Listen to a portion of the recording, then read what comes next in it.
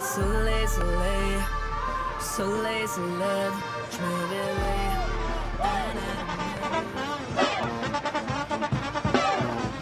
2025ko abuztuaren 9 gaurkoa, larunbata Gasteizko Andre Mari Zuriaren plazako irudia dituzu hauek, txaranga zuzenean ari zaiguna, eta gu zuzenean ari gatzezkizue hortxe ikusten duzuen irudi eder horrekin. Arabako hiriburutik gabon deizuela eta ongi etorri, gaur bukatuko dira Gasteizko festak. Duela 6 egun, abuztuaren 4an hasi ziren, astelehenarekin. Hor gure atzean dugun Andre Mari Zuriaren plaza jendez bete-betea zegoen eta sekulako bero saparekin egin genion ongi etorria 6 eguneko festa eromen honi, eta gaur larunbata berehala minutu gutxietan bukatuko dira 2025ko Gasteizko festak, eta guk zuzenean kontatuko dizugu hemen. Eta baten ikusiko ditugu loreak eta bestiak eta txarangak eta txokolata gauza asko. Poliki goizaldeko ordu batak eta gehiagora arte hemen hariko gara zuekin, eta gonbidatu frankora izango ditugu gu gauden talaia berezi honetan. Eta lehenengoa jakina berak behar zuen izan, Gasteizko festetako saioa egiterakoan, Gasteizko alkate Anderea gonbidatu dugu. Maider Etxeberria, gabon. Gabon. Zer moduz, Maider? Imagínate, qué ambientazo hay aquí en la plaza. Oraintxe kontatuko diguzu zer moduz joan dena aurtengo festa, baina aurrez, gaurko oso berezia da zuentzat.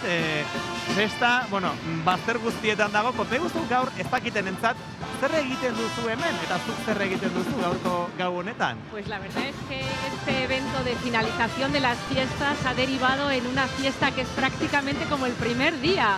Hoy despedimos ya a Celedón, que ya vuelve a su casa después de una semana de locura, de jolgorio, y hoy lo que hacemos es despedirle y esperar ya cada vez menos para el inicio de las siguientes.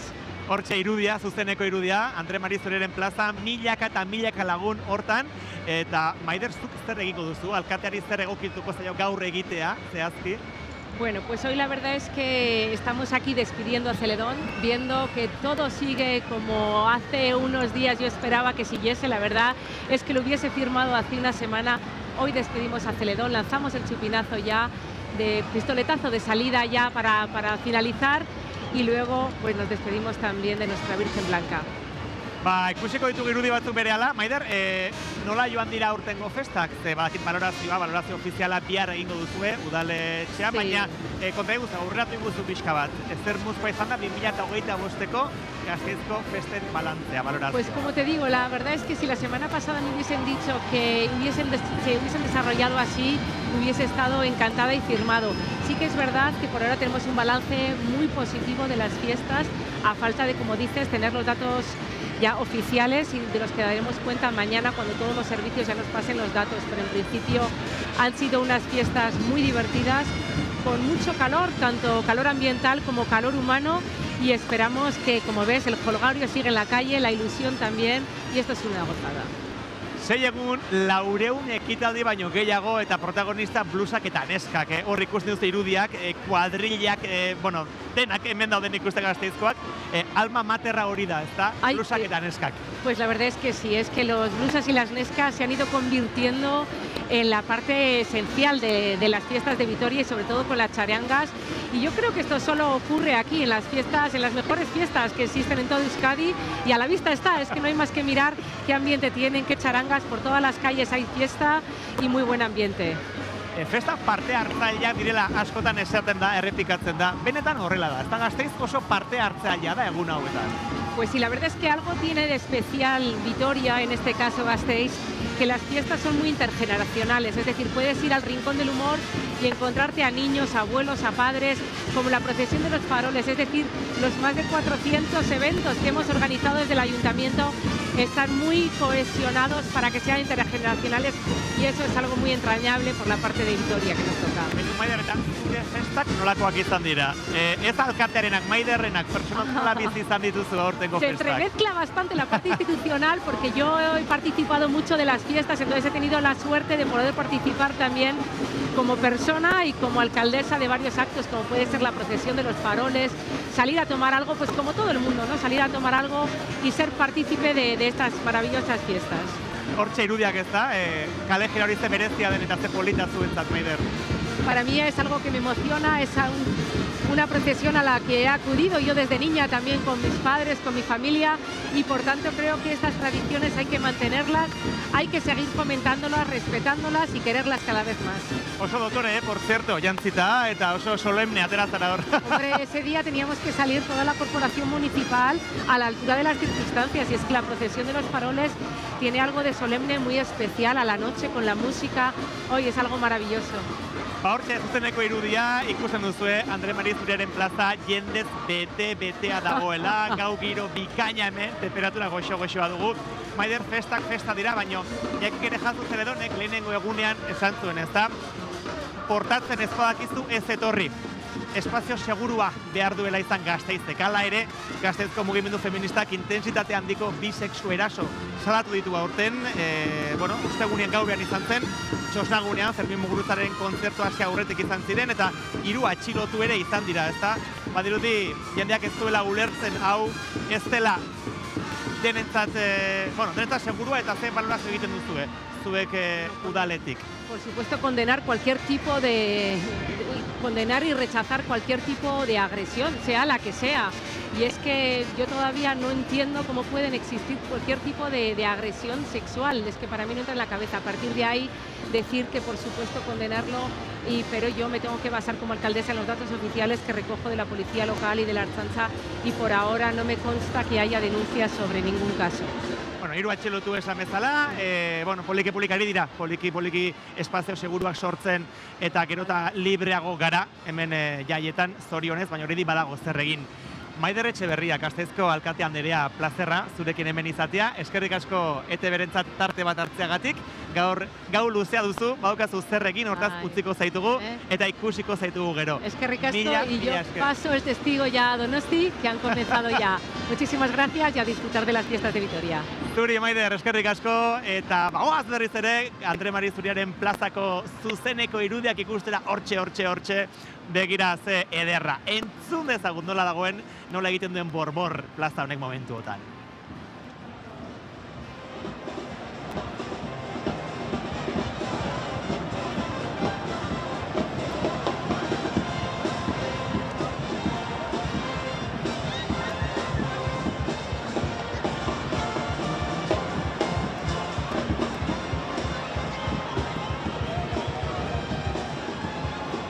Abuztuaren 9 gaurkoa esan bezala agur esango dute Gasteizko festek minutu gutxitan. Zeledonekin hasi ziren, Zeledon jaitsi zen eta horre izan zen hasiera, eta gaur Zeledon igo egingo da kanpandorrera, eta momentu horretan agurtuko ditugu aurtengoak. Aipatu dugu protagonista badirela, blusak eta neskak, baina protagonista bat izatekotan bakarra da, eta hori da Zeledon. Zenbat maite dugun denok Zeledon, Iñakik ere jazu, Gabon. Zenbat maite zaitugun guztiok, Iñaki, eta Gasteizkoa bakarrik, nola lortu duzu? 2 urtetan, benetan, ikusi zaitugun guztiok, zu besarkatzeko gogoa izatea.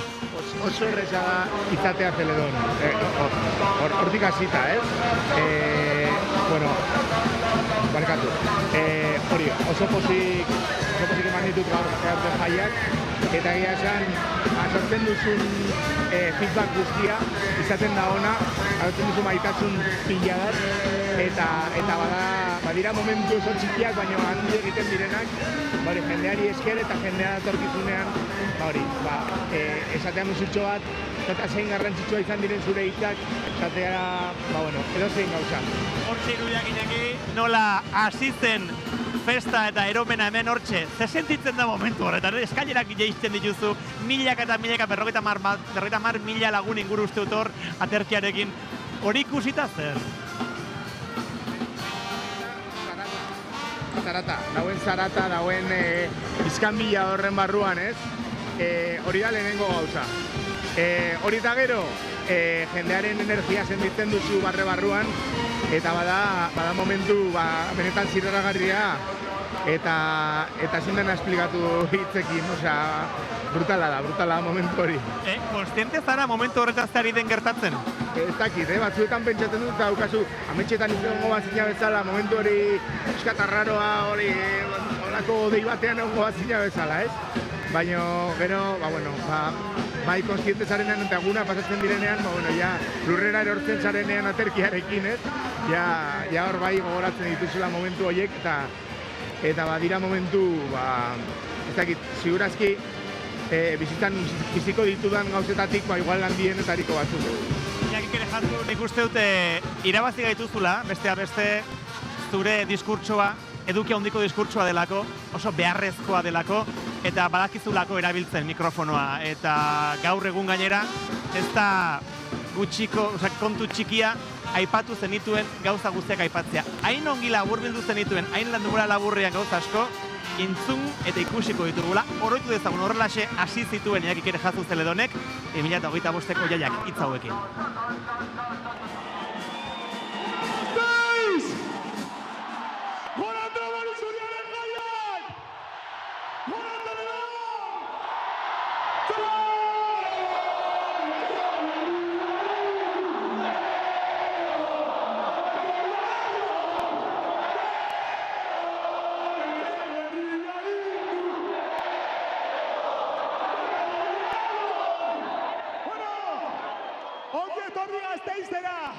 Ongi etorri guztion Gasteizera, berdin du zure jatorria. Ongi etorri Andrea Mari Zuriaren jaietara! Palestinako genozidioarekin gelditu! Gora Gasteiz! Gora Andrea Mari Zuriaren jaiak! Gora gutarrak! Orain bai, eta zoritxarrez, bota behar dut mezu hau. Ez dugu inongo erasorik onartuko! Gasteiz espazio seguru bat izan behar da! Ez dakizu egoten, ez etorri! Gora Gasteiz! Gora Zeledon! Olloi Purri Iñaki, zu entzun da, genozidioa eta emakumezkoek beharrezko dituzten espazio seguruak, eta euskarari ematen diozun balioa lehen urtean eta urtean ere lehenengo hitza euskaraz beti, borrokaren parte da, ez da mikrofonoa dugunok, pantalla bat dugunok, mezu hobek banatzea eredu izatea nola baita, ez da? Bai, eta bozgorailu bat zarenean, eta are gehiago 50.000 pertsonen aurrean, nik ardura bezala hartzen dut hau, ez? Motatzea mezu bat balio batzuekin eta balio zehatz batzuekin nahiko transversalak direnak guztiontzako, baino nik uste esan behar ditugulak oraindik ere eta zoritxarrez batzuk, ez? Niretzako oso importantea da betetzea ongi momentu hori, eta egia esan galtzen ditut gaueko lorduak horretan egia esan. Nahi dudalako ongi egin, jartzen diot nire buruari pisua egiteko gauzak ongi, eta benetan heltzeko ahalik eta jende gehienera, mezu horrekin eta balio horiekin. Zu bezalako eredu gehiago behar ditugu Euskal Herrian, eta gizonok ere zen badaukagun egiteko, ez da, borroka feminista honetan, eta gure alea jarri behar dugu jakina denon arazoa delako hau. Iñaki Kerejazu, plazerra, zurekin bat egitea hemen, tarte bat hartzeagatik eskerrik asko, eta gozatu, geratzen zaizuena. Saiatuko gara, gaur gauean bizitzen ditun jaia, jarraitzen dugun bizitzen jaia, eta, bueno, datorren urtean ikusiko gara, eskerrik asko, eta gora Andrea Mari Zuriaren jaiak. Gora, eskerrik asko Iñaki.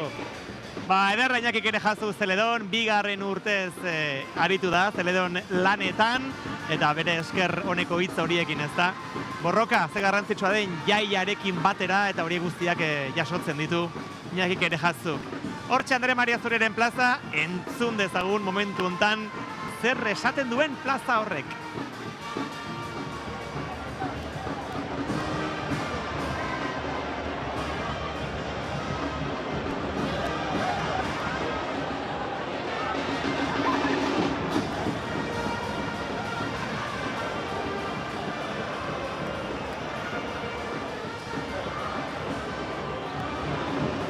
Kamera agurtzen ari dira, adin guztietako aurrak, gazteak, helduak, blusak, neskak eta tanpetaraino betea dago, Gasteizko Andre Mari Zuriaren plaza, txarangak eta giroa izugarria da.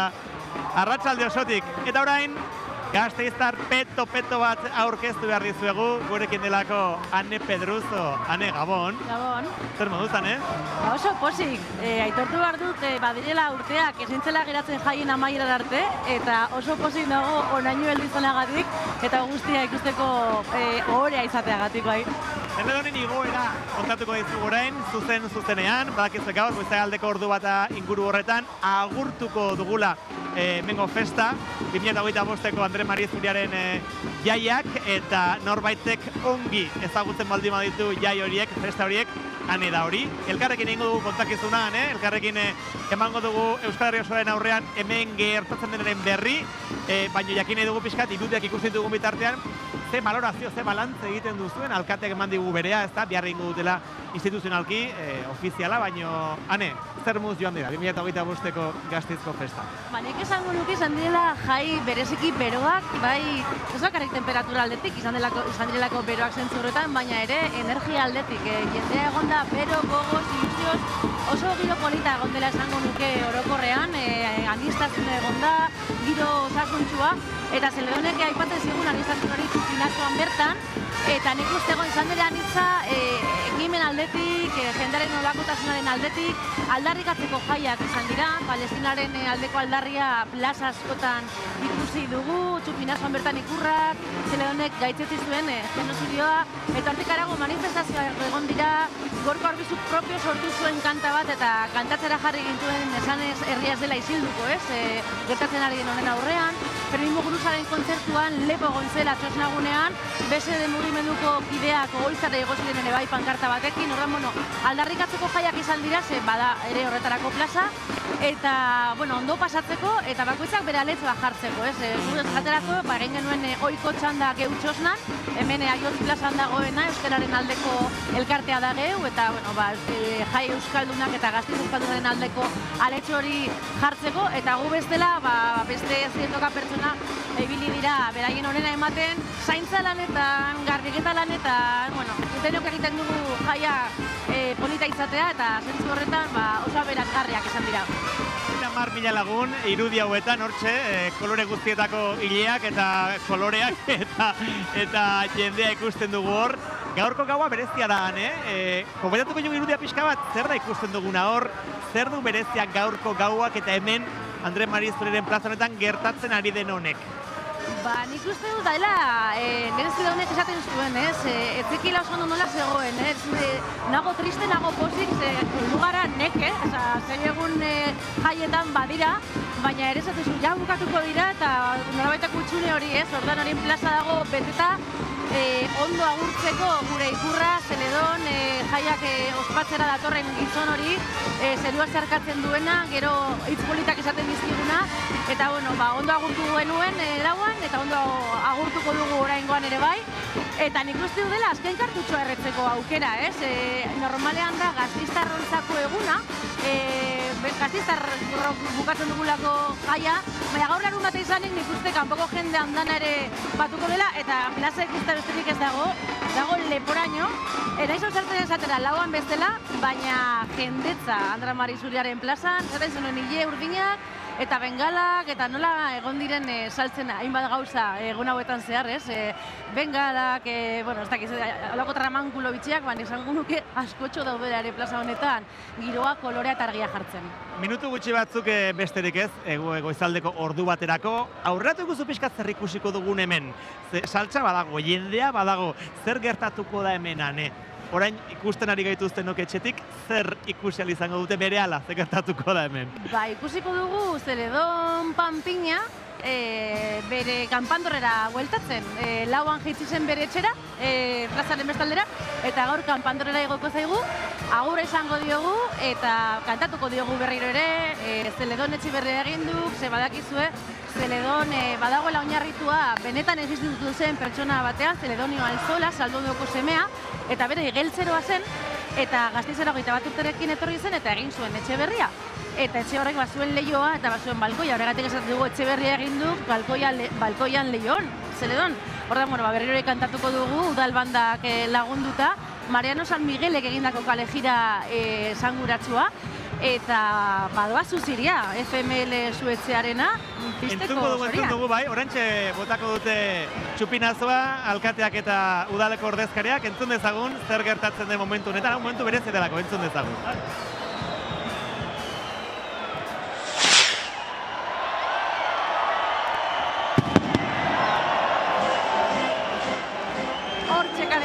Mariano San Miguelena, oso esanguratsua, oso ezaguna, oso maitatua, eta esan beharra dago, kalejira hori esker daukala hiri honek egin batean garagantua.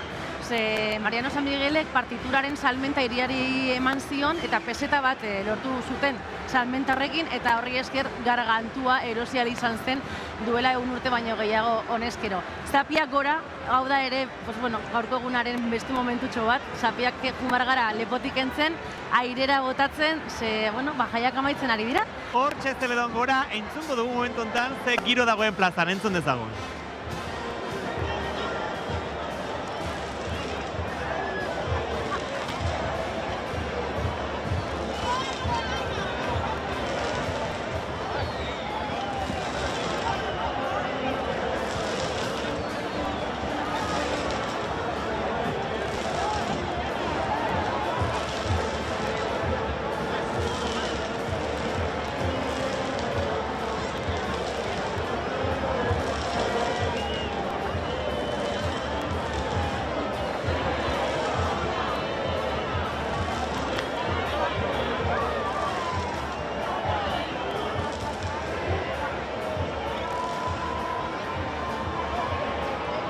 Zapiak eskutan, Zeledon badoa goraka, 3 minutu irauten ditu honek, aipatu eguzu pixka panpina hori, ze ondo xamarra da panpina ez da? Nola tiratzen dute goraka, nola egiten du ibilbidea panpina honek kanpandorreraino? Bara ikusten ditugu 3 kable, horietako 2 errail funtzioa dute, bit, eta 3. tiratzen da panpina. Da hor kanpandorrean langileak daude, funtzio hori egiten, eta hor tiraka, lortzen dut igotzi esan beharra dago, jeitzieran errezagoa dela, inertziak laguntzen duelako, igoeran gehiago kostatzen da, eta gainera ez da panpinarin, 25 kilo pisatzen du, Zeledonek, eta garai oso handia da ere, 3 metro neurtzen ditu euritakoa kontuan hartuta, euritakorik gabe ia 2 metro, orduan, papintzarra da, eta horari dira tiraka, kanpandorrera behar bezala heldu dadin, moteltxoago doa behar bada jeitzirarekin alderatuta, baina kontu zibili behar dira ere, ze igoeran gehiago mugitzen da. Eta hortze doa bitu laserrak apuntatzen dute, argi gutxi badego, laserrek argitzen dute gure Zeledon. Joaten dela bere jantzia, ezurera gizko Zeledonen berdina da, kamisa alkondara grisa, 1000 marradun praka grisa dela de guapo esaten den jantzia, horret doktore joateko praka horiek. Abarkak, gerrikoa eta zapigorria, txapela, zahatoa nola ez, eta bere betiko euritakoa, beti berarekin. Normalean, beltza eta marra zuriduna, 2 urtetan bakarrik izan du beste kolore bat, Green Capitala eta indarkeria matxista zaratzeko urte batean morea izan zela, eta Green Capitalden urtean berdea, eta bestela, beti, beltza eta zuria, baina esanguratzo eta berezkoa duen euritako hori. Eta plaza dago, dantza, borborka, kes beteta, jendea ez dakizen bat gauzari den botatzen, baina eta zapien dantza egia esan oso polita da. Izugarria bai, San Miguel kanpandorrera igoko da, eta berehala, minutu eskas faltako zaio, zer gertatzen da gero hortxe, ordu bat eta 5 minutu, zuzenean ari gara Gasteiztik, hor goian zer, alegia, zerura doa, Zeledon, edo nora doa, nola bukatzen da abentura hau. Egia esan behar badizut, joaten da kanpandorrera eta hortik udalaren biltegietara. Hori da historia reala, magikoa, joaten da zerura eta gero Gasteiztar guztion bihotzetara. Eta hor geratzen da gure bihotzetan koskortuta urrengo urtera arte berriro kaixo esateko zai. Hala ere, ekitaldiak ez dira geratzen, ze behin Zeledon desagertu zaigula, oraindik jarraitzen dute ez da, hortxe jendea, zapia, hori izugarria denak ari dira ez da, Iruñeko San Ferminetan bezala, pobre de miarekin, hemen ere zapia gora eta despedida moduan ez da, gero zer, zer gertatzen da behin Zeledon desagertzen delarik? Badago zer egin, jendea ez dadila larrituz, enbart ekitaldi, lehenik eta behin hemen balkoian, azken eskaintza egingo zaio Andra Mari Zuriari, aurrezkuak eta lore eskaintza, eta hainbat blusa eta neska kuadriek egingo dituzte beraien egitekoak, gero komentatuko ditugu. Eta gaurko eguna normalean txosnagunean ospatzeko eguna da, Gaurko Zu ere bertan honetan- jongo zara, ezta? Bai, segurazki bai. DJ Wellington, Andrigina Show eta Sukulen taldeak arituko zaizkigu gaurkoan. Eta bai, izaten da egun polita jaiak ondo izteko eta Txosnegonea leku polita da, jaiei agur esateko. Baina, bueno, negarrez edo zerbait sartu zaio begian edo emozionatu da. Jende, desente ikusi dugu, unkituta, nik ez dakit pena den eta poza den edo eta bien arteko nasketa den, baina gaur energia onera ino iristen zegu hor txago ikusten zute irudia, hor goian gaude eskuineko aldean gu, ez dakit agertzen garen, hortxe, eta jendea dago benetan unkituta, gaur. Bai, azken batean, bihotze erdibitua, bihar bizitza normalari heltzeko gogoa, ari galtzen. Entzun dezagun, momentuko emozioa zein den.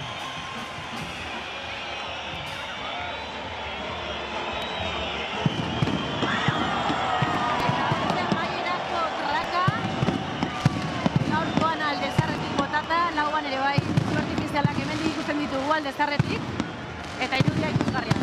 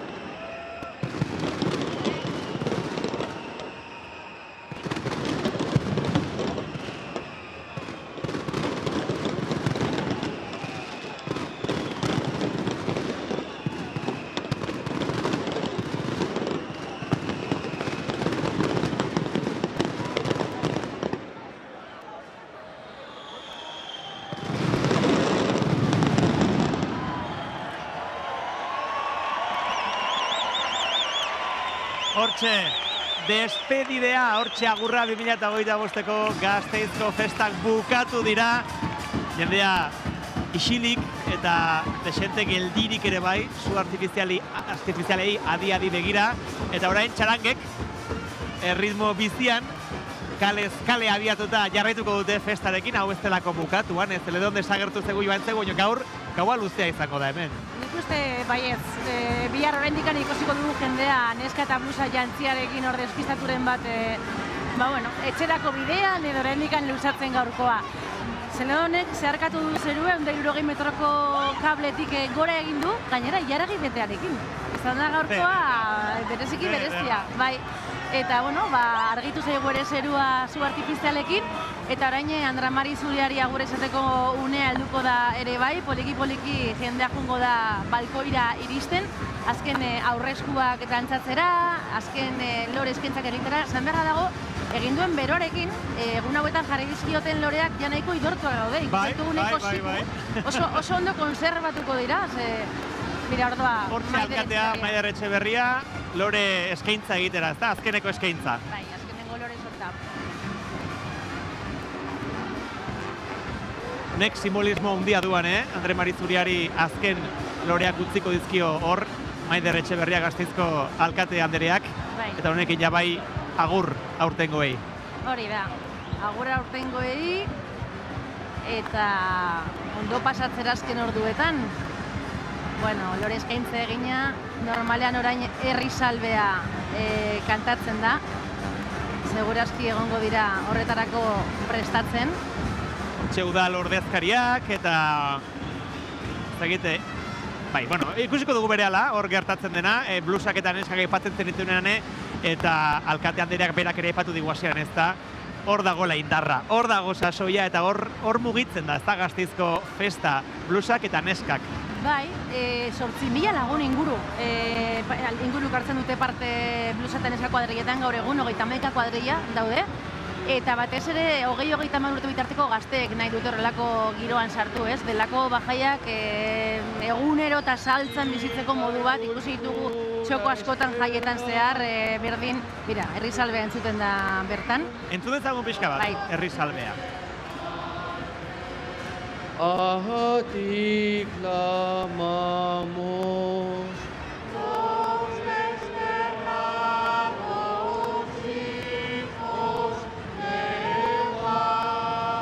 a ti suspiramos.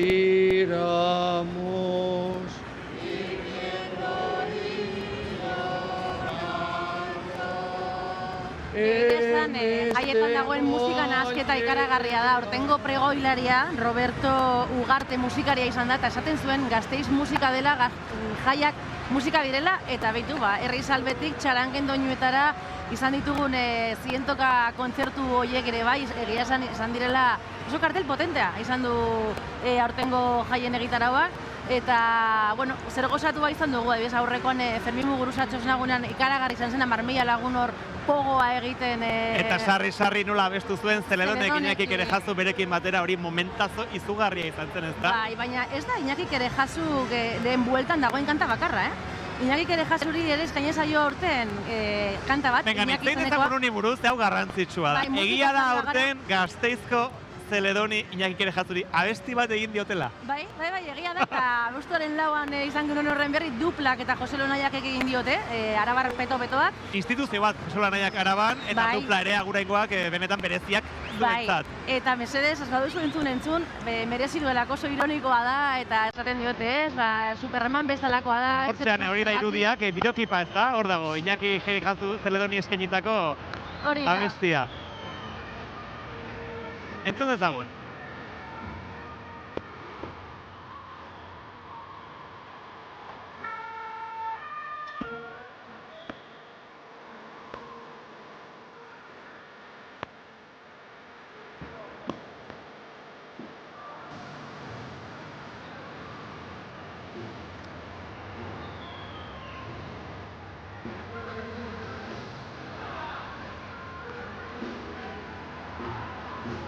Ederra, humorea eta le llaman Superman asmatu zergatik, ez da? Hanez, dugu aipatu baino, eskuan dugu, guk ere zapeak itu dugulako lepotik, ez da? Bai. Hauxe da. Garbitzera, ezer baino lehen, ondo gordetzera, eta horren gurtan berriz dizatu eta berriz jarriko dugu, baina bai, orain ja eskumuturrean behar du, listo. Amaitu dira jaiak, baina ez gaua. Orduan, lasai, zer gozatua izango dugu, eta berehala ikusiko ditugu hainbat blusa eta neska kuadrilla kontu bitxiak egiten. Esaterako belakiak kuadrillak blusa eta neska erorien igoera, abiatu behar du Prado kaletik, hemen gertutik. Zeledon agurtzeko omenaldia eta kandelen prozesioa egin behar dute Soroa kuadrillakoek, eta karrasikoek ere kandelen prozesioa egiten dute, bueno, ba, momentu honi bere lekua egiteko edo. Eta egongo da baten bat triste, ba, gozotasuna behar duena, ba, lasai egon ere ze txokolate daztaketa egongo da, ba, unea gozotzeko, hori elakiak kuadrillaren eskutik. Eta esandakoa, blusaketan esken nik uste badutela oraindik gozatzeko gogoa, txarange jarraituko dute luze, eta badago arrobia, badago jendea, badago salto egiteko gogoa. Eta umore hona birak izan hauek, Bai. Ze umore onarekin ari diren Belaunaldi despeditzen. guztia, karo, gaur izan da veteranoen eguna, gaur beraien eguna zen, eta begira, plazara ere heldu dira, ez dago nagirik goizeko ordu batetan afaloste gozoa egin ostean plazara etortzeko eta behar bezala agurtzeko Zeledon, Andramari Zuria eta gure jaiak. Lehengo Zeledoiak, ez da? Mira, lehen urtekoa, Bai, Gorka, Gorka Ortiz de Urbina. Bai? Hortxe, honek ere ez du galdu nahi, ez da? Bi urte dagoeneko, bere Zeledo lan utzi zuenetik, 20 urte, 21 bat zenbat egon zen, Gorka? 21, lehenengo 21. Zeledon, Jose Luis Isasi, 22 urtez izan zen Zeledon. Urte bat salbuespena izan zen, 1986ko martxoaren 3ko gertakariak salatzeko uku egin zion, Zeledon izateari, baina bestela 22 urtez izan zen, eta bere ondorengoak, Gorka Ortiz de Urbina eta Iñaki Landa, ez zuten nahi gainditu jatorrizko Zeledonarek egindako urte kopurua, orduan 21 urtez egon ziren, eta iaztik aurrera blusatan esken batzordeak erabaki zuen 5 urterik behin aldatuko dela Zeledon, beraz, Jazuk 2 urte egin dituen eskero, beste 3 geratzen zaizkigu berarekin, eta gu pozarren, asko maite dugulako Iñakik ere Jasu, egia esan izan da, denak izan dira oso gertukoak, oso Zeledon onak. Eta, bueno, hau azken batean, gaztea da, belaunaldi berri bat, freskoa, oso humila, entzun duzu helen ere bai, ez? Iaz, asko sorpresa ederra hartu genuen, bere hitzak entzun genituenean, nola lehen ez duen euskera, zein ondo hitz egiten duen, zein konprometitu dagoen, han eta hemen ikusi dugu, beti irribarretxu, beti hitz goxoak, eta emoziotik, ilusiotik, emoziotik bizi ditu jaiak, Gasteiztarpetoa da, adurtzakoa, oso bere auzokoa, egotarra kuadrillakoa, eta gainera salzero, eske Zeledon behar zuen, DJ malandro da, Txek Txaranga egon izan, ere bai, irakaslea hogi bidez, baina 1000 saltzetan aritutakoa, eta horien artean ere Zeledon. Eta bera, beste 3 urtez egongo da, eta gero ikusteke dago zein etorriko den ostean. Behar bada emakume bat, behar bada persona trans bat ikusteke, baina oraingoz Iñakik ere Jasurekin oso pozik gaude. Iritsiko da egun hori, persona trans bat edo emakume bat ikusiko dugu Zeledon izaten? Polita esan daiteke, ez da? Nahiko genuke, ez da? Polita esan daiteke, bai. Gainera gaur egun emakumeek gero eta presentzia handiagoa daukate gizarten eta Gasteizko jaietan ere bai, eta kuadrillak mistoak dira duela hainbat urtetik ona. Bere garaian, egon izan dira ere bai, neskez bakarrik osatutako kuadrillak, piztiak, lamiak, neska ausartiak, desagertu ziren eta orain daude guztiz integratua blusatan neska kuadrilletan. Eta aurten hain zuzen ere eginda dokumental bat jasotzen duena azken 10 urteetan genero berdintasunaren alde egindako lana, eta kontatzen da blusatan esken batzordearen berdintasun taldetik zelan egin den emakumeek behar dugun lekua izateko jaietan ere. Dudarik gabe, eta gainera leku hori utzi egin behar dizuegu gizonok, batzutan pausu bat atzera egin behar dugulako, zuek hartu dezazuen, ez da? Prozesioak ikusten ari gara momentu honetan, hau tipiko delako, ez da? Zer da prozesio, zer da egiten dena zehazkian, Hau, honek ematen du kandelen prozesioa, eta hor badoaz, badaukala kutsu erlijioso bat, ez? Bezala ari dira hor Aste santuko oinatzak bezala ematu dute, ematu dutera santua. Hori tipikoa da orain, ez da? Bai, hori da, egiten dira hainbat prozesio, kasu honetan hauek karrasi eta soroak kuadrillak egiten dituzte, eta hortxe doaz kandelekin agurtzeko modu bada. Gero egiten dute ere bai, blusatan eska erorien jeitziera, eta horre ustut kargatzen dituztela, blusatan eska eroriak, jazta, erori dira, onaino heldu dira, eta kargatzen dituzte, baina kasu honetan ari gara kandelen prozesioa ikusten. Jendea serio, Bai, egia esan jarrera oso irmoa. Bai, solemnea, ez? Bai, ez dakite ari diran egiazki edo ari diran erdi brometa, baina benetan, atentzia ematen digu planta serio horrek, ez da? Bai, eta balkoira datoz, ari dira etortzen txaranga isilik. Isilik edo, aste santuko kutsuko, musika horrekin. eta balkoira heldu bitartean, eta gero ona heltzean, espontaneoki, jungo dira ere bai azken aurrezkuak dantzatzen, azken agurroiek egiten, eta, bueno, kostako zaie, paus horrekin, honaino heltzea, ratutxo bat. Goizeko ordubiak karteluzatu beharko dugu gaur programa, eta ben. Egia da, jendetza izugarria dagoela plazan, 50.000 lagun aipatzen da. Idea bat egin dezazuen, Iruñeko txupinazoan, ohikoa da Iruñeko udaletxeko plaza horreta hori bete-bete ikustea, badakizte hor 6.000 lagun kabitzen direla, eta Gasteizko Andre Mari Zuriaren plazan 50.000, izugarria da hori. Plaza hau bete behar da, plaza handia da, eta lauan bai 50.000. Hor blusa eroria, edo neska erori, ez dakit gona da oprek egin doan, bueno, berdin dio, baina hor eroritako pertsona badago. Penaz, nekez, ez dakigu zertaz, baina eroria.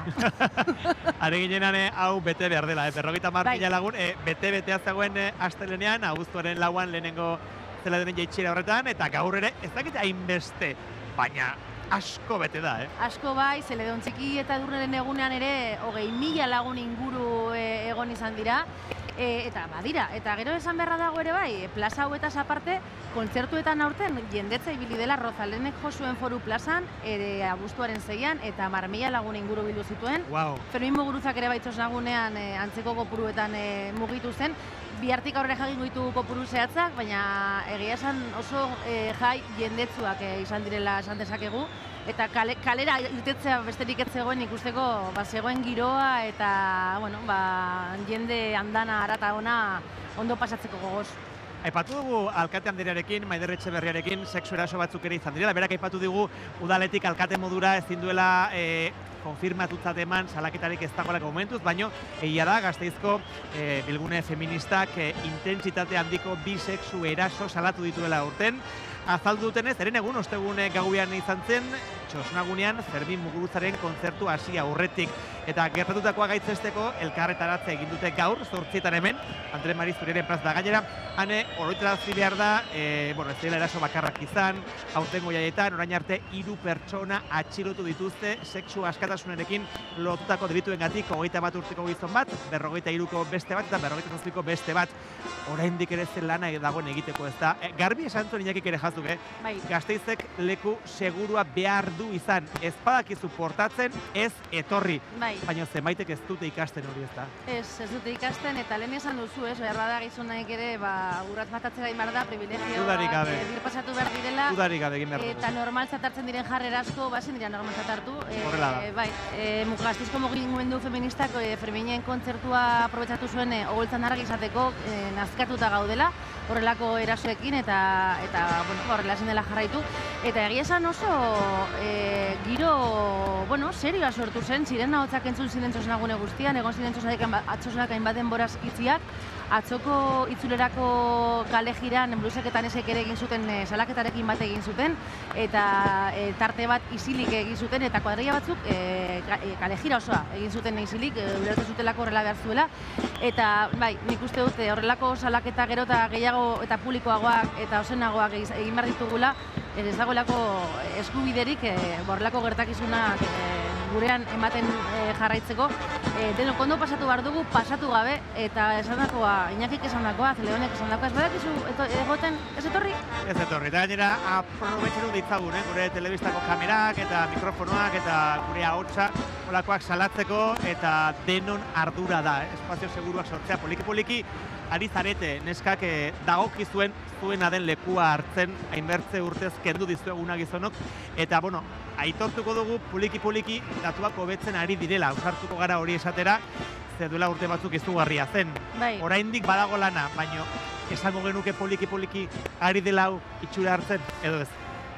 Nik uste dut oraindik lana badagoela, adibidez aurrekoan Txosnagunean ziren ahotsak entzuten ari ginela, baina entzuten zen tarteka, gizon batzuen ahotsetan, igual neskaren bat agobiatu dela antza, agobiatu ez, neska bat erasotua sentituta. Nik uste dut oraindik hor badagoela pedagogia asko egiteko, eta badagula lana aurretik guztion jaiak izateko, eta jaiak eta egunerokoa izateko askea eta librea, Gasteizko Andre Mari Zuriaren plazako zuzeneko irudiak dira, hortxe prozesioan doaz, blusak eta neskak, bukatu dira 2025ko Gasteizko festak, eta azken minutuak, gaua luze izango da jakina, goizaldera arte ere iraungo dute seguru aski hemen kuadrilla askok eta askok, baina ez dakit tristura den edo ez dakit zer den, emozio berezia da bizi duguna, iristen tezu energia hori zuri. Bai, iristen zait eta jendea dago elkarri besarkatzen ere bai. Jaiak azken batean ere dira, elkartzeko espazio bat, agurtzeko, eta, tristura hori, orain egon garela denok kalean, eta maite duzu jendearekin, eta egunerokoan, eta bihartik aurrera beste giro bat egongo da, eta, baina, nik uste ondo pasaba dugula, eta zapore gozo horrekin geratzen garela gehienok, eta begira, ari dira orain ja blusa eta neska kuadrillak balkoira igotzen, badatoz poliki uholde txikitxoak sartzen, orain sartu zaigu kuadrilla bat. Eta bere alan ikusiko dugu aurrezkoa, ezta? Bai. Ez nago ikusten ze kuadrilla den, ez dut irakurtzen justo zein den beraien anagrama, baina hor daude prest, ari dira aurrezkoa dantzatzen. Ari dira aurrezkoa dantzatzen? Ze berezitasun du aurrezkunek, zergatik da berezia? Andre Mari Zuriaren omenez egiten delako, eta, segurazki, dantzan ari diren asko ez dira erlijiosoak izango, ez dira sinizdunak izango, baina, badago nolabaiteko respetua, Gasteizko zaindaria den ikur horri, eta begira, aurrezku kolektiboa gainera, ze polita taldean.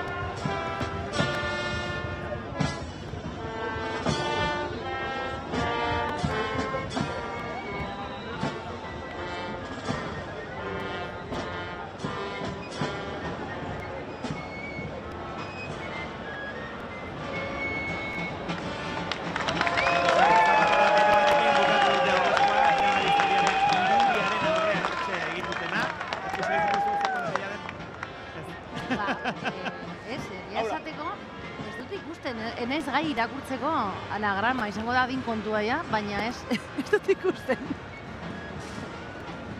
Hortxe, dantza eta dantza, entseguak ere eskatzen dituen kontua da, ezta? Hor badago koordinazioa, badago gaitasuna, ez da bi egunetan entsegatzen den kontua. Hor dantzari profesionalak daude, musikari profesionalak daude, eta adibidez, txikita durnek ikasten dute beren beregi, dantzatu alizateko beraien egunean, baina hor aurpegi ezagun batzuk ikusten abil eta gehienak dantza taldekoak dira.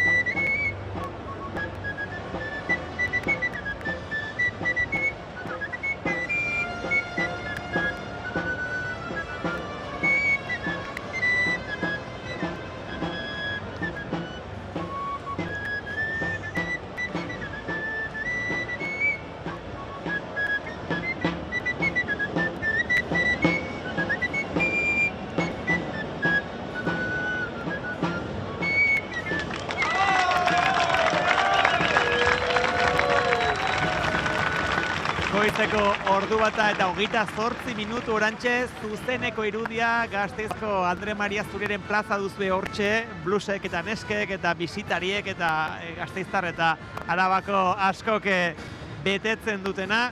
Eta honekin bukatuko dugu gaurko kontakizuna, Ane Pedruzo plazerra izan da.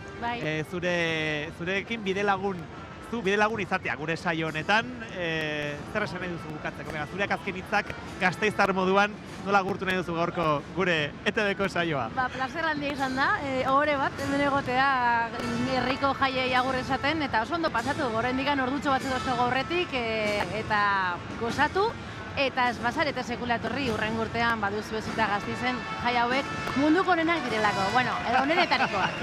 Alkate Andereak Maider Etxeberriak hori bera esan digu, eta Ane Pedruzok ere bai, zerbait izango dute Gasteizko festek. Bueno, hortxe zuzeneko irudia, eta hementxe gure despedida, mila eskerran, Eta mila esker zuei ere horregoteagatik, gaur badakizue, Donostiako aste nagusia ere hasi dela, kainoikadarekin, eta bihartik aurrera egunero gaueko 10 eta 4 denetan, ETV baten hemen Ilaski Serranok eta Claudio Landak aurkeztuta su artifizialak eta festa giroa eta gertatzen den guztiak kontatuko dizuete, hortaz gomidatu zaudete, 10 eta 4 egunero Donostiako aste nagusia ETV baten.